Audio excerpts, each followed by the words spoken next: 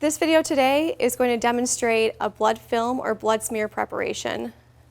We use blood films to evaluate 100-cell white blood cell differentials, red cell morphology, and platelet enumeration to go with our CBC or complete blood count that we ran on an analyzer.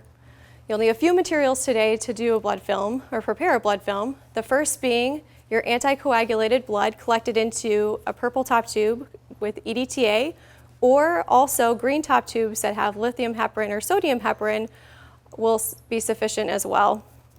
The other supplies that we'll need are 2 glass slides. You can also use frosted glass slides in which there's a portion at the bottom that is frosted where you can label your patient identification number, as well as a pipette.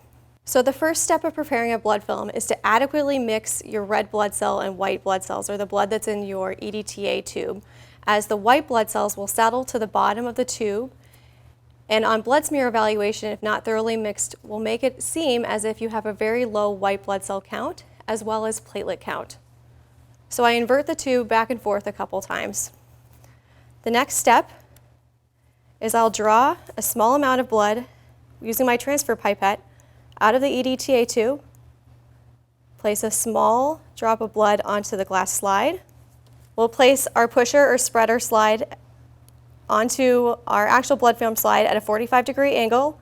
I pull the pusher slide back into the blood drop, watch the blood drop go across the base of the pusher slide, and then swiftly move it across our blood film glass slide. You do not want to lift up on the blood on your pusher slide when you're sliding the blood across, as you'll cause ridges or air bubbles into the actual blood film.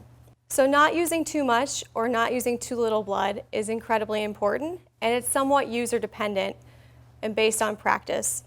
If you use too much or too large of a blood droplet, you can see that your blood smear is too thick and the feathered edge ends up off the end of the slide with an abrupt stop. When you use just the right amount of blood, your blood smear should go halfway up the slide. You'll see a nice feathered edge, a monolayer, and a body, the 3 main components of your blood smear.